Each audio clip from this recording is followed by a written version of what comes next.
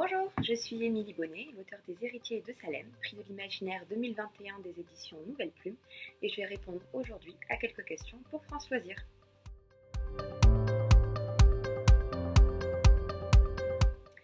Première question, remporter le prix de l'imaginaire, c'est mieux qu'un tour de magie? Tout dépend du tour de magie. Plus sérieusement, c'est tout aussi extraordinaire et tout aussi surprenant qu'un tour de magie. On travaille, et puis un jour, le résultat est là. Donc c'est merveilleux, extraordinaire, voilà, un peu à la manière d'un tour de magie.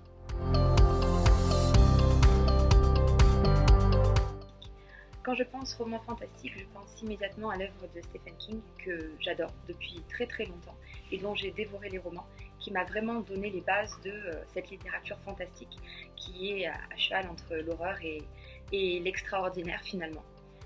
Côté fantastique, littérature de sorcière, bien sûr Harry Potter. Je suis une lectrice des premiers jours d'Harry Potter. J'ai lu les premières versions d'Harry Potter.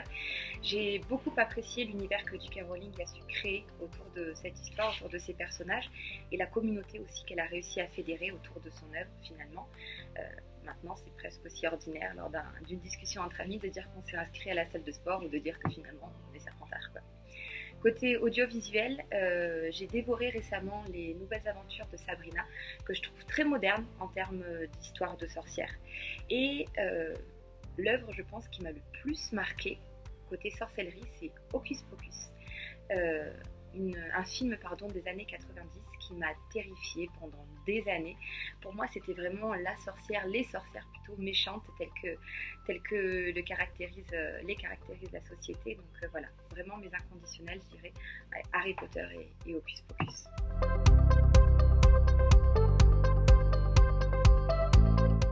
Non. Malheureusement, je n'ai pas eu l'occasion de visiter Salem, mais au moment de l'écriture du roman, je me suis énormément renseignée sur les différents lieux emblématiques de cette ville. Bon, l'histoire, bien entendu, de cette ville, j'ai fait beaucoup de recherches pour essayer de me renseigner un maximum, d'être au plus près des faits. Pourquoi pas, un jour, me rendre dans le Massachusetts, aller découvrir Salem et partir à la recherche de ces lieux que j'ai décrits dans mon histoire.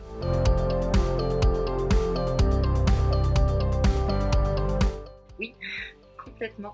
Moi, je suis une inconditionnelle de la liberté d'expression. Je suis pour le fait de pouvoir s'exprimer, de pouvoir dire ce qu'on a envie de dire, de pouvoir faire ce qu'on a envie de faire. Et je trouve ça génial que dans une société comme la nôtre, qui évolue sans cesse, qui essaye de se moderniser en permanence, dans une société où finalement le multimédia, l'internet a la main mise sur à peu près tout, on arrive encore à avoir des personnes qui sont auprès de cette nature, qui arrivent à raviver ces traditions anciennes finalement. Donc oui, je trouve ça extraordinaire, absolument magnifique.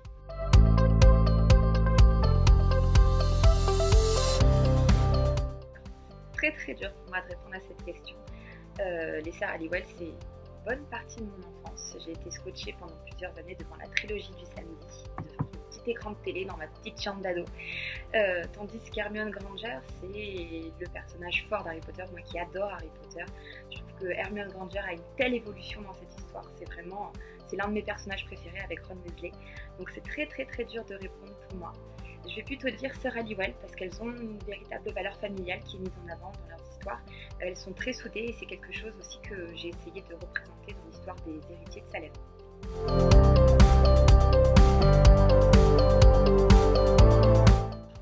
Lire dans les pensées. Depuis que je suis petite, c'est quelque chose qui me fascine. J'aime beaucoup, bon, on n'est pas du tout dans le registre fantastique, mais j'aime beaucoup dans les X-Men le professeur X parce que justement il peut communiquer par la pensée. Quand j'étais petite, je m'entraînais même, je fixais les gens, j'essayais de lire dans leurs pensées, je me disais si tu te concentres vraiment, tu vas y arriver, tu vas arriver à lire ses pensées. Bon, ça n'a jamais marché, mais bon, ça reste un rêve.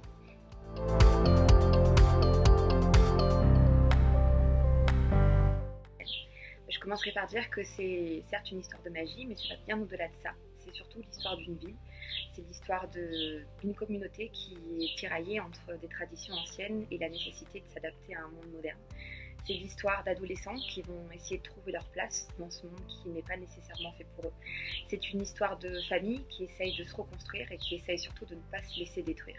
C'est l'histoire d'amis qui vont apprendre les uns des autres. C'est une histoire d'amour aussi qui n'est pas forcément donnée dès le départ.